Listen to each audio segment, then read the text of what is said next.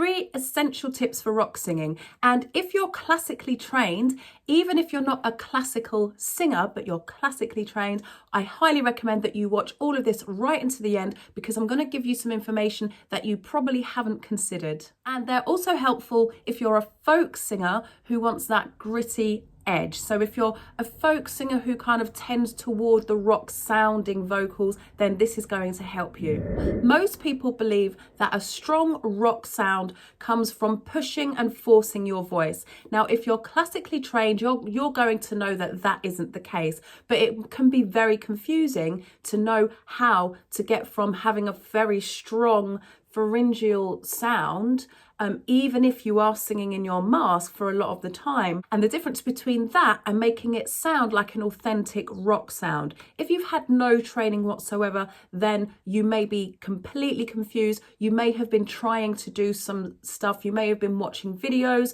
maybe doing some research in terms of reading blogs, reading books. You may have even gone to a couple of lessons and not had a very good experience and then not gone back. Or you may have had a couple of lessons and thought, okay, I know what I'm doing now, but it's still not working for you. Now, if you've watched any of my videos, you probably know that pushing and forcing your voice is not going to give you a strong, powerful voice. All it's going to do is set the wrong habits, set unhelpful habits, and it's going to give you bad technique. You're probably going to get a sore throat. The problem is that you don't have nerve endings in your vocal cords, so you don't know if you're doing damage to your vocal cords until it's too late. If your voice sounds husky, raspy, croaky, or you constantly feel like you need to clear your throat, then there's probably already some vocal damage there.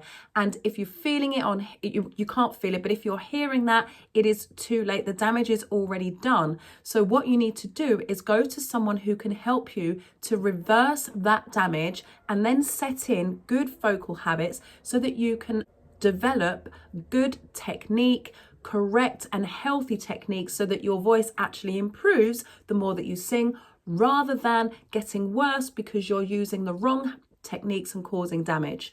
So the 3 essentials that we need: first of all, we need breath support.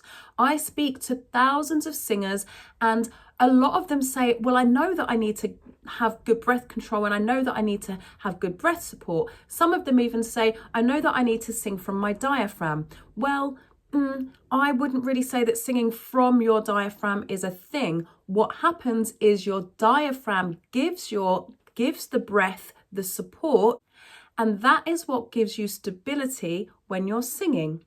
So you need breath support for a consistent tone and for vocal stability.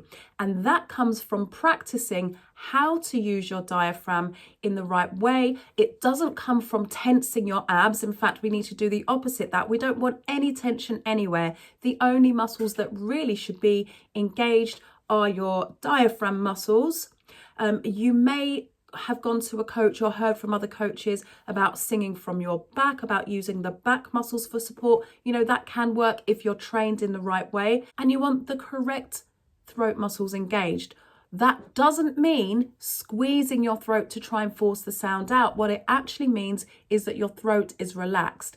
And for some types of singing, particularly for pharyngeal resonance, we want an actively open throat. So that would mean that the muscles are engaged, but they're engaged in a more open way. It feels much more yawny rather than being engaged in trying to squeeze and force the sound out. So I've actually incorporated the second tip. So we do want a relaxed throat, and we want that to make vocal production easier. The more that you squeeze your throat, the more difficult it is to sing with the right technique. So squeezing, that kind of you can feel it in your throat if you're squeezing and trying to push those big powerful sounds out. Now, if you're a classical singer, you're already very relaxed. You have a very big open space at the back and probably a lower larynx, and that is what's making things difficult for you. What you actually want is a more neutral larynx or a slightly higher larynx. If you are going for a metal sound, that kind of that sound is very, very ugly, isolated like that, but you actually want a higher larynx.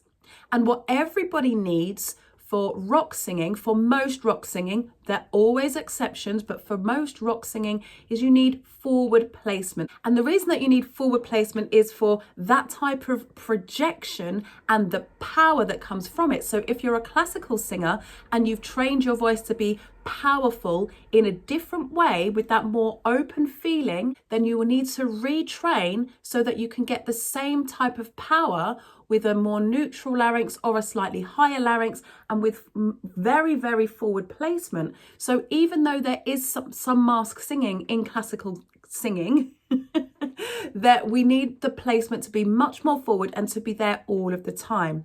And also, if you're a classical singer, you will be used to having very, very flowing vibrato on every single note, and we really don't want that. Now, singing with lots of vibrato does sound very, very impressive and sounds very beautiful in the right context, but with rock singing, what we're going for isn't really beauty.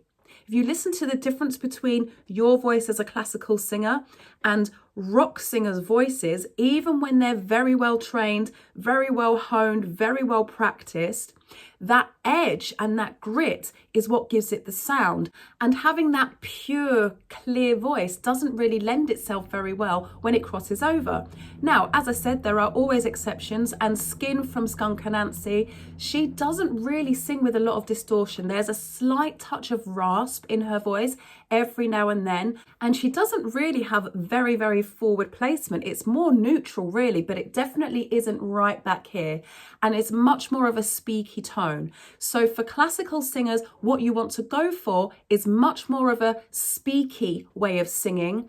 Shorten the notes so that your vibrato doesn't have a tendency to kick in because it's so well trained, and get used to being able to sing long notes without vibrato so that when you want to add it, it creates much more of an impact than it just being there the whole time. Now, for those of you who aren't classical singers, the foundations are exactly the same. You need the breath support. The classical singers already have that, but you need to develop good breath support. You need a relaxed voice. Most of you, if I was to hear you sing, I'm sure that most of you would have very, very tense throat muscles. The classical singers have very relaxed throat muscles, but they need to do something slightly different to what the non-classical singers, the more contemporary singers, need to do in order to get the right sound. And you all need forward placement for projection and for power. And true power doesn't come just from using a full chest voice and pulling that chest voice up into the higher registers, into the higher pitches. It comes from a mix between your chest voice and your head voice. So what I would recommend for all of you is to watch my mini course, my rock vocals mini course. You can find the link in the description, and it's going to pop up somewhere around here when I remember to put it in. And I recommend that you take that step by step. Don't try to rush forward. Don't try to do anything clever. And don't force your voice. You must take your time. Your vocal cords are very small and very delicate, and they can get damaged very, very easily. So I hope that this has helped you to understand more about how you can sing in a more authentic rock style. If you are interested in taking vocal lessons with me, there may be some spaces available. Just go into the description or the pinned comment and click book a consultation. This is an application for singers who are either already performing or already recording, or they're planning to perform and record. This isn't recommended. This level of training isn't recommended for hobbyists or for casual singers. If you're a beginner, that's absolutely fine, but only if you are planning to be recording, to be gigging, to be performing at some point in the near future, let's say within the next 6 to 12 months. So I hope that this has helped you to understand more about how you can sing in a more authentic rock style. Check out the mini course, and I'll see you in the next tutorial. Stay hydrated. Ciao!